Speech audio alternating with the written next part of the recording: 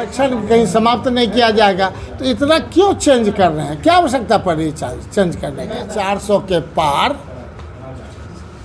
उस बात के लिए अब अडिग है तो 420 भी होता है तो आप समझ सकते हैं आगे मतलब और ज़्यादा तो उसको समझ जाइए। चूँकि 2 करोड़ तो नौकरी दे चुके हैं, महंगाई तो घटा चुके हैं। अरे 400 का क्या नारा देते हैं, उससे तो बड़ा 420 है जो कि आप खुद हैं। बीजेपी सरकार यानी 420 वाली सरकार। नमस्कार, आप देख रहे हैं न्यूज़ फॉर नेशन और मैं स्वाति पांडे आपके साथ। कुछ इस लहजे में बिहार के पूर्व मंत्री समीर महासेठ ने प्रधानमंत्री नरेंद्र मोदी पर हमला बोला है।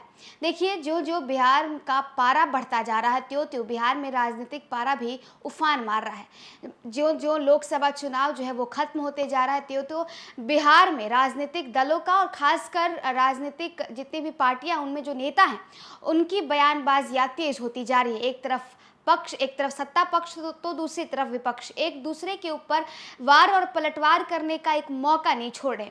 एक तरफ मोर्चा संभाला गया है तेजस्वी यादव की तरफ से जो कि लगातार बिहार में प्रचार प्रसार कर रहे हैं अपने उम्मीदवारों के लिए, यानी महागठबंधन के तमाम उम्मीदवारों के लिए वोटों की अपील करने के लिए पहुंच जाते हैं। तो वहीं दूसरी तरफ प्रधानमंत्री नरेंद्र मोदी, केंद्रीय गृह मंत्री अमित शाह और बिहार के तमाम जो दिग्गज नेता हैं वो एनडीए के प्रत्याशियों के लिए चुनावी मैदान में उतरे हुए हैं और जो है उनके लिए वोटों की अपील कर रहे हैं।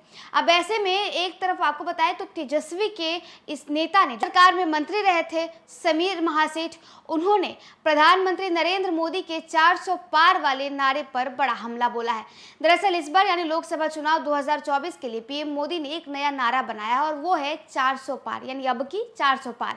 अब इस पर समीर महासेठ जो है वो इनडायरेक्टली वे में प्रधानमंत्री नरेंद्र मोदी और बीजेपी के तमाम नेताओं को 420 कह रहे हैं। उनका कहना है कि 400 का नारा देते हैं, 400 से बढ़कर 420 है जो कि वो खुद है, यानी बीजेपी की सरकार जो है वो 420 वाली सरकार है। इन्होंने वादे तो बड़े सारे किए लेकिन वादे क्या पूरे हुए? इन्होंने कहा था 2 लाख नौकरी देंगे, नौकरी मिला तो है ना 420। तो देखिए किस तरह से समीर महासेठ जो है वो वैशाली पहुंचते हैं और वहां जब पत्रकार उनसे सवाल पूछते हैं तो किस ढंग से वो अपने कुछ व्यंग वाले लहजे में प्रधानमंत्री नरेंद्र मोदी पर हमलावर होते हैं। क्या कुछ कहते हैं प्रमुख तो पहले भी कहे थे कि अगर हमारा 400 के पार होने का मतलब है और आरक्षण कोई आवश्यकता नहीं है, हम तो समाज को इतना आगे बढ़ा दिए हैं कि आरक्षण की क्या आवश्यकता है।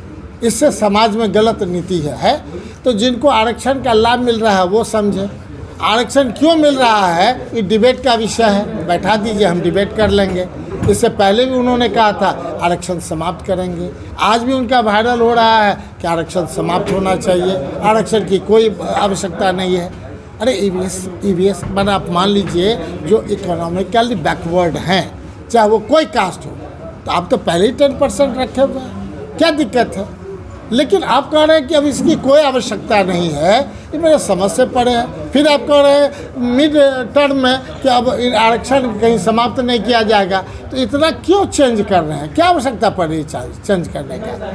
हम तो कह रहे हैं 3 से 4 जगह भारत के प्रधानमंत्री आते थे, वो सेलेक्ट करते थे कि कहाँ 3 जगह जा रहा है बिहार में, लोग वोट कास्ट करता था। अब कितने बार आ चुके हैं, कितने बार आएंगे यही आप बता दें, अगले बार कितने बार आएंगे? ये तो लगातार ये प्रधानमंत्री के ये लोग, कोई एमपी जो है जो पिछले बार जीते हैं तो वो भ्रम में है, वोट हमको नहीं दे रहा है, ये मोदी जी को दे रहा है, इसलिए अभी मोदी जी के नाम पर देना है, ये भ्रम है। और ये लोग उसी कॉन्फिडेंट में थे, इसलिए आराम कर रहे थे, सोए हुए थे, रिलैक्स मूड में थे कि जनता तो अंधविश्वास के तहत वोट देगी, तो ये भ्रम टूटने वाला है।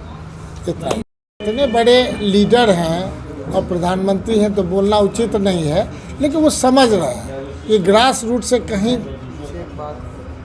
गिर रहा है, तब क्या करेंगे? कुछ तो कुछ फ्रस्ट्रेशन आएगा ना, वो फ्रस्ट्रेशन और धीरे धीरे बढ़ता चला जाएगा। लेकिन वो जो कह चुके हैं 400 के पार,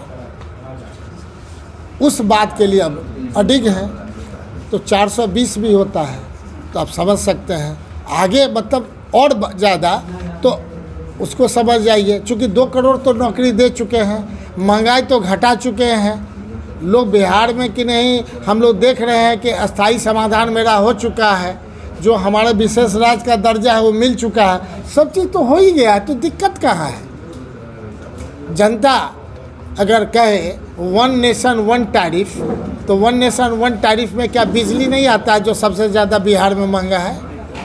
उद्योग कैसे खुलेगा?